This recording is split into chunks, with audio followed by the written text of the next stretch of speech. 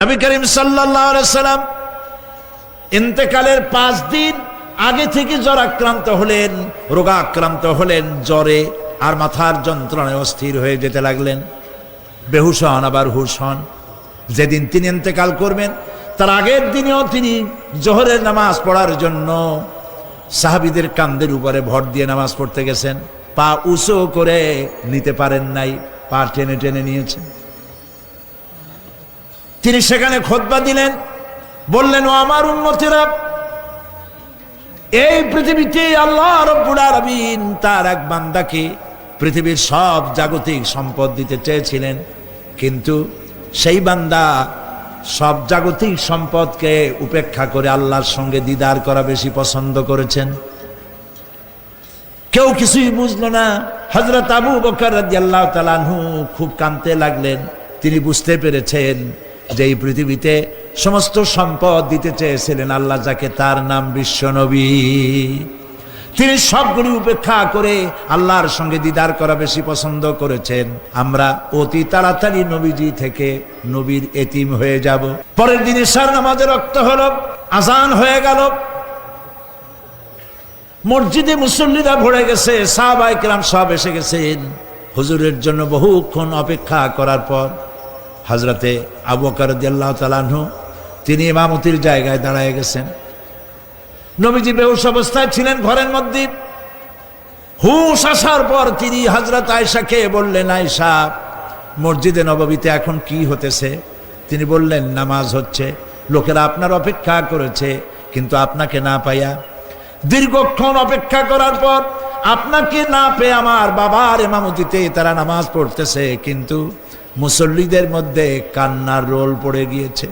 তাদের ধারণা হয়েছে নবীজির জায়নামাজে যখন হযরত আবু বকর দাঁড়ায় গেছে, নবীজির পিছনে নামাজ পড়া আর আমাদের কিসমতে হবে না।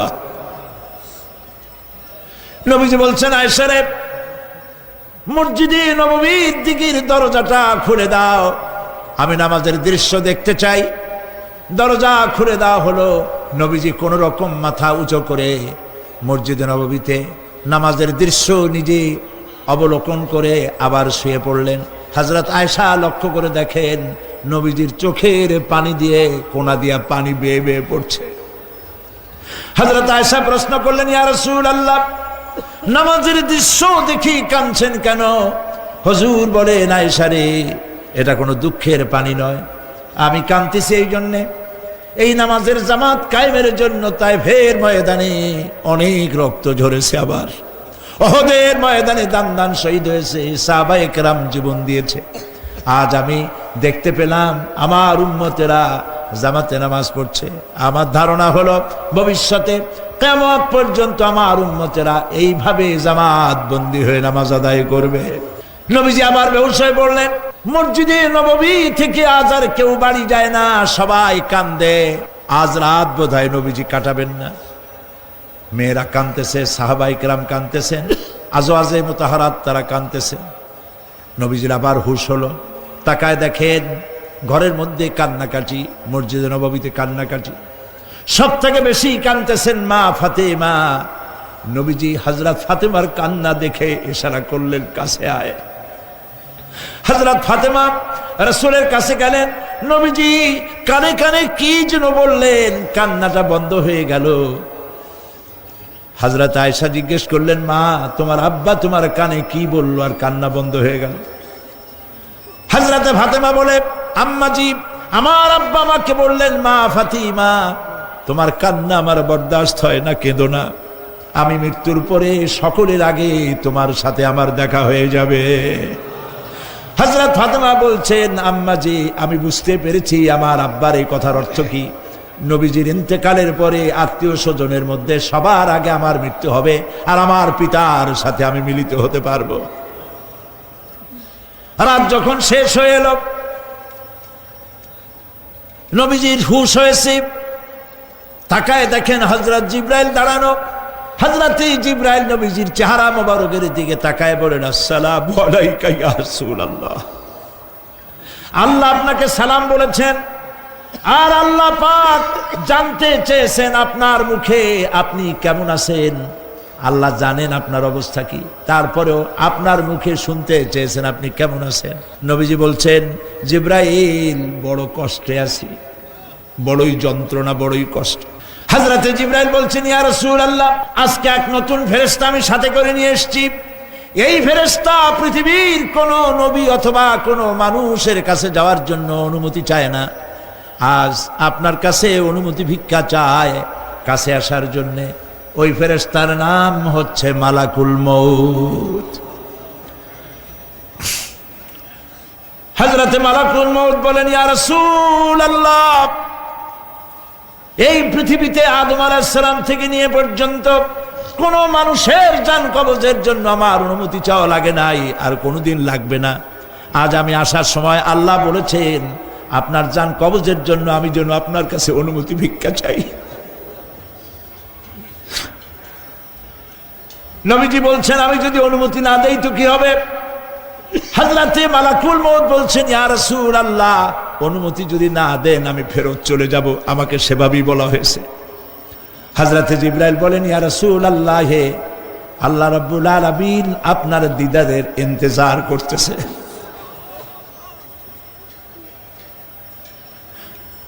নবীজি বলছেন, মালাকুল মউত, তুমি জান কবজের কাজ শুরু করো।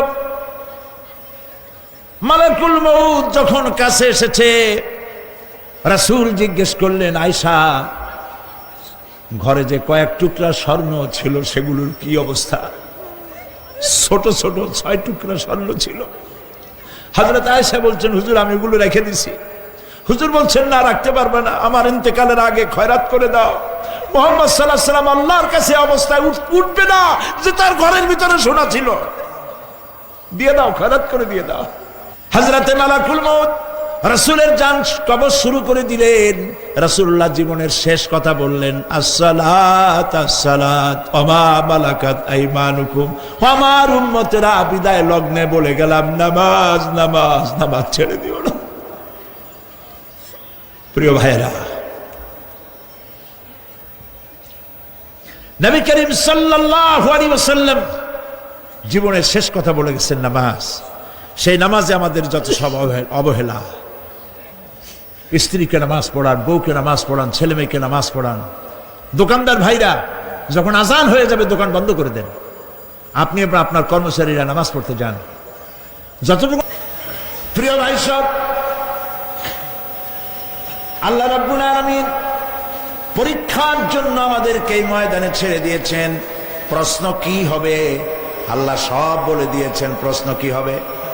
তোমার যৌবন, এ ব্যাপারে প্রশ্ন করা হবে।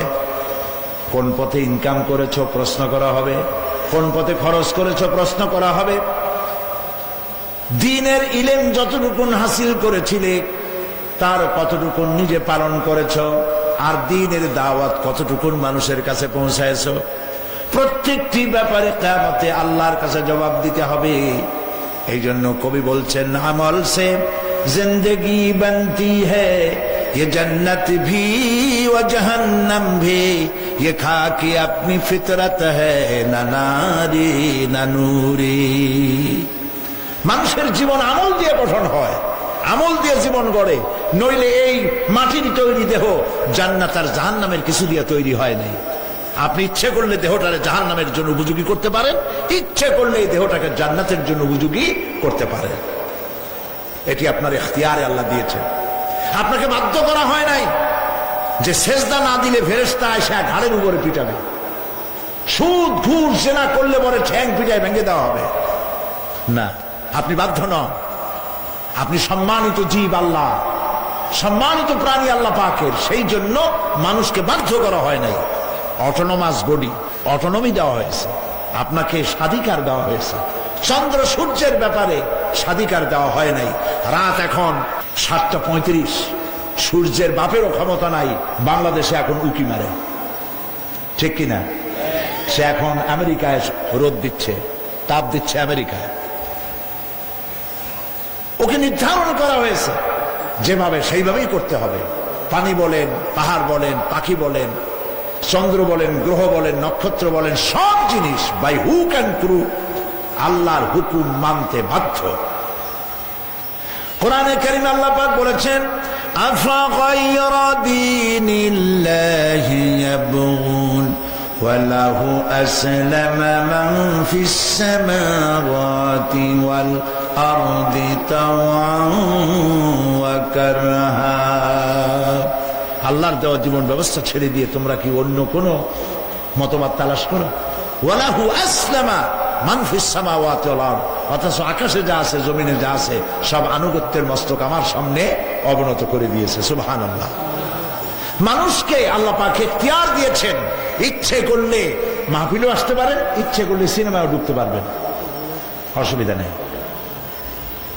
অসুবিধার জন্য কিয়ামত, ওখানে হিসাব হবে। এখানে আপনি সূর্য চন্দ্র ফেরেশতারও কোনো মাজাল নাই, কোনো ইখতিয়ার নাই আল্লাহর হুকুমের বাইরে কিছু করে। আল্লাহ যা করতে বলেছেন তাই করতে হবে, এর বাইরে এক চুলও নড়তে পারবে না। কিন্তু মানুষেরা করতে পারবে। মানুষ ইচ্ছে করলে নামাজ রোজা ছাড়তে পারে, ইচ্ছে করলে আল্লাহরে অমান্য করতে পারে। এটা তার বিচারের জায়গা না, এটা হলো পরীক্ষার জায়গা। এটা কিসের জায়গা? পরীক্ষার জায়গা। এখানে আপনি কামাই করলে ওখানে কিছু পাবেন, এখানে কামাই না করলে কিছু পাবেন না। আরো সোজা করে বলি, কোন কৃষক, যে কৃষক আষাঢ় মাসে শ্রাবণ মাসে জমিন চাষ করে না, পৌষ মাসে তার গোলায় ধান আসবে? কথা বোঝেন নাকি বোঝেন না? পৌষ মাসে গোলায় ধান আসবে? কোনো পাগলও বলবে না যে তুমি তো চাষই করো নাই, তুমি জমিনে, তোমার জমিনের ফসল তোমার ঘরে আসবে কেন? কাজী এই দুনিয়ায় পরীক্ষা দিলে এখানে রেজাল্ট হয়, এখানে গাছ লাগাইলে এখানে ফল দেয়।